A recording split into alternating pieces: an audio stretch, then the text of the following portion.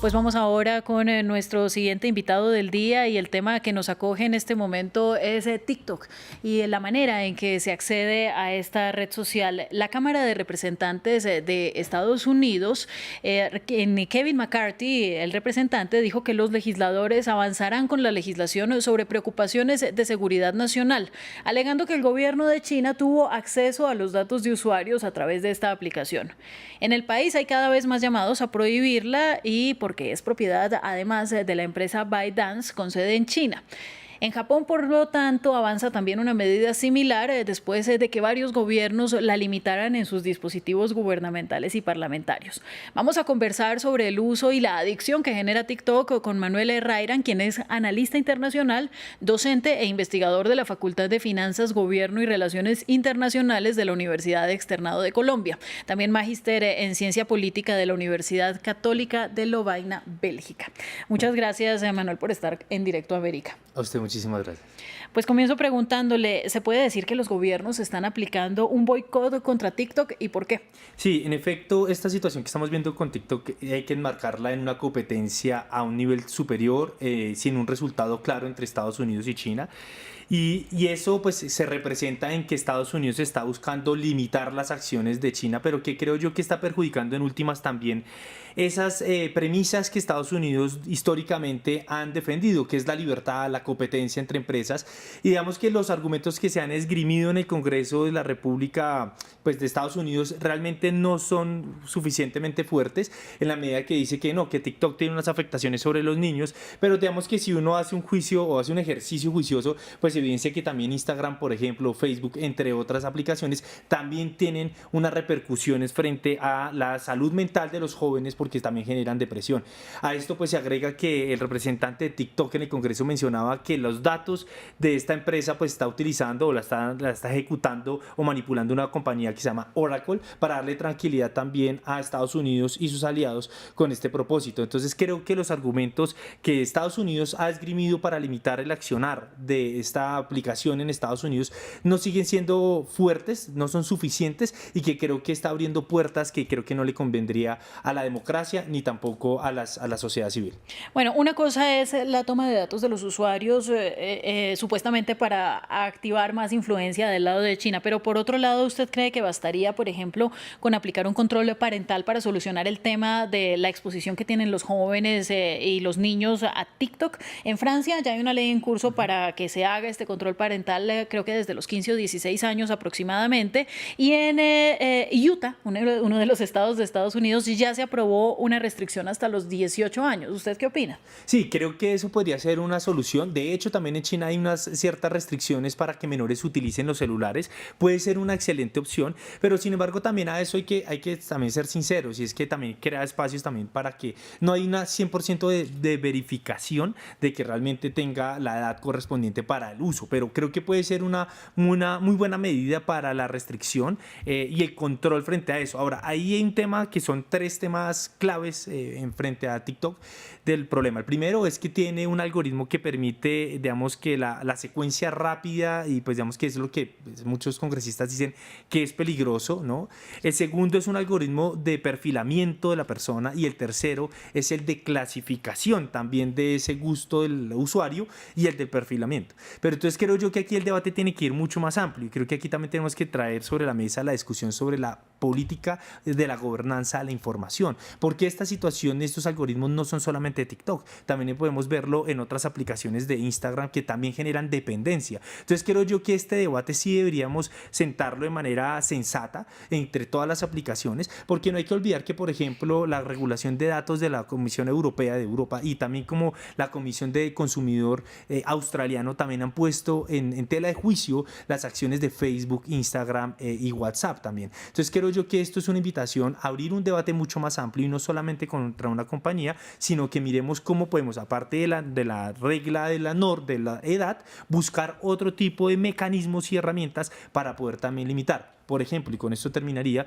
es la gran pregunta sería, ¿los algoritmos deberían de ser desarrollados o tener una influencia del Estado, el mercado o la sociedad civil? Y creo que esa es la gran pregunta a resolver de aquí en adelante. Sin embargo, lo que usted nos plantea, pues es un debate entre usuarios, ¿no? Entre cómo yo, si soy mamá, debo controlar el acceso de mi hija menor de edad a las redes sociales, o cómo yo, como usuario responsable, debo limitar mi tiempo conectado a redes que no necesariamente solo son TikTok.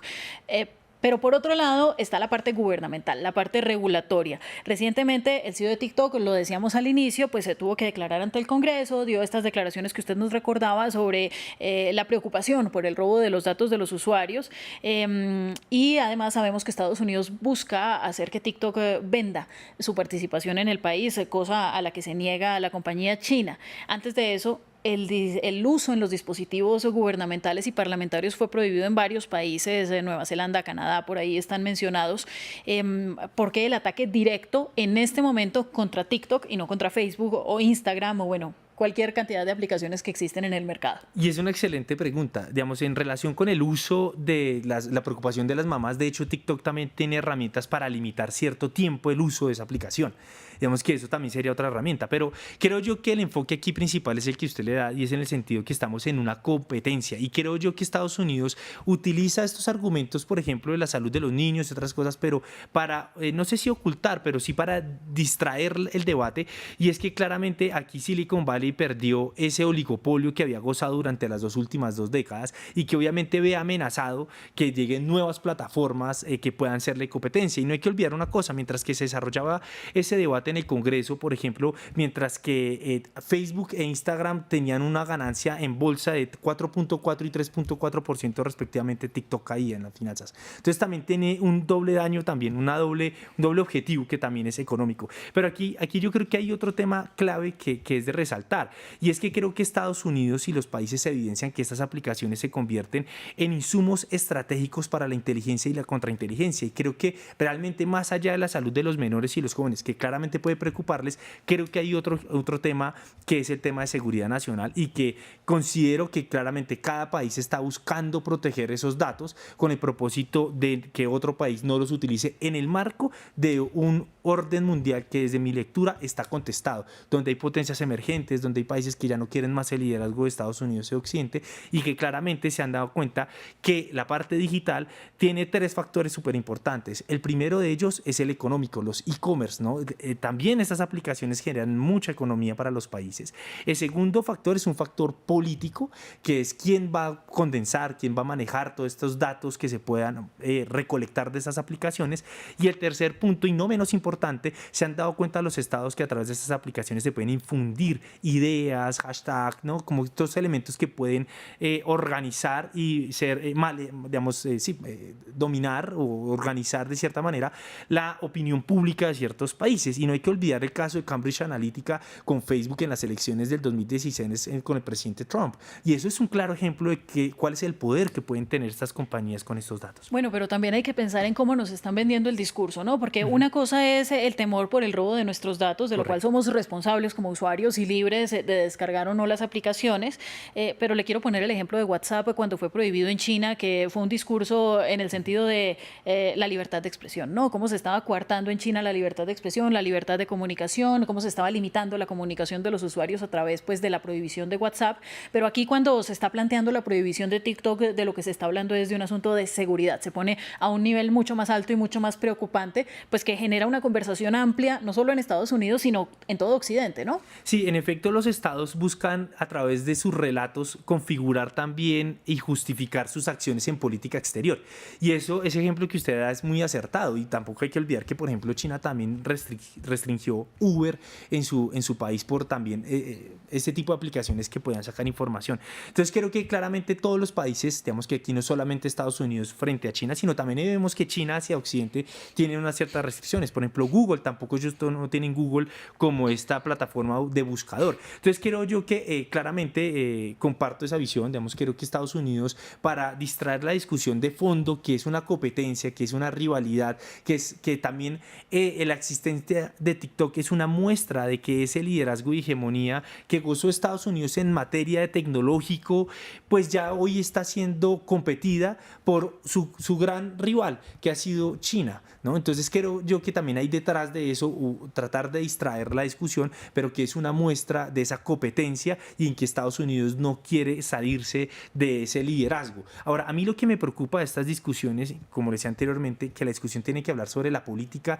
de la gobernanza de la información, es otro tema, es que si un Estado termina y se le aprueba que pueda limitar una aplicación, que la cierren, que la obliguen a comprar, pues no solamente rompe esa premisa de libre comercio y la competencia, sino que también abriría el camino para que cualquier Estado, una aplicación que no le guste, que no le convenga al gobierno, le dé potestad para cerrarlo. Y creo que eso es delicado, y más en estos tiempos donde estamos en un mundo, no solamente en el escenario internacional contestado, sino también evidenciamos que en los diferentes países del mundo, sin importar su nivel de riqueza, hay un cierto inconformismo hacia las élites políticas, y que creo que eso podría afectar el cierre de este tipo de aplicaciones. Bueno, y en otro tema, algo que también es muy preocupante es cómo pueden operar las redes sociales, TikTok incluida y posiblemente en primer lugar, absolutamente sin ningún control, ¿no? Más que el propio control que ellos dicen que están ejerciendo sobre los contenidos. ¿Qué tanto le interesa a TikTok realmente controlar sus contenidos? Y le pongo un ejemplo, y es una tendencia que se está poniendo muy de moda más hacia Europa, en Italia y en el Reino Unido,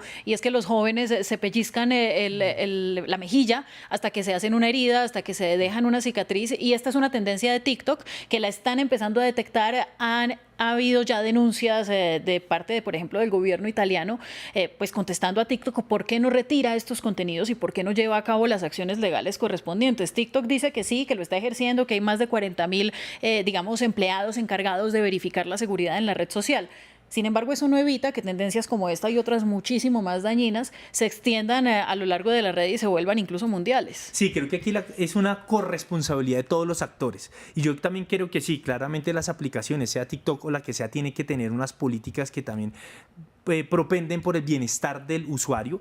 También creo que otra corresponsabilidad es del Estado, y no solamente el Estado de limitar estas compañías, sino también, como lo mencionaba anteriormente, un tema importantísimo que Francia lo ha hecho, y en mi opinión lo ha hecho muy bien, es también el pago de impuestos de estas compañías. Pero también una corresponsabilidad también tiene que ser del usuario. Aquí traigo a colación lo que nos decía Carl Sagan, este gran físico, en sus programas, que nos mencionaba: el problema no es el avance de la tecnología, realmente el problema es la manera como los usuarios no comprenden, no saben cómo funciona, no saben un porqué de eso, ni un para qué. Y yo creo que aquí también la invitación es para nosotros los usuarios, que les entregamos de manera libre y autónoma los datos, es también cuestionarnos, hacer también ese ejercicio democrático, decir esto de quién es, para quién es y por qué, y también hacer un consumo mucho más responsable. Eso no quiere decir que el Estado y las compañías también eliminen su responsabilidad. Claramente tienen que tener una corresponsabilidad en el ejercicio de aplicación en esto, en todas las esferas, económica, política y social,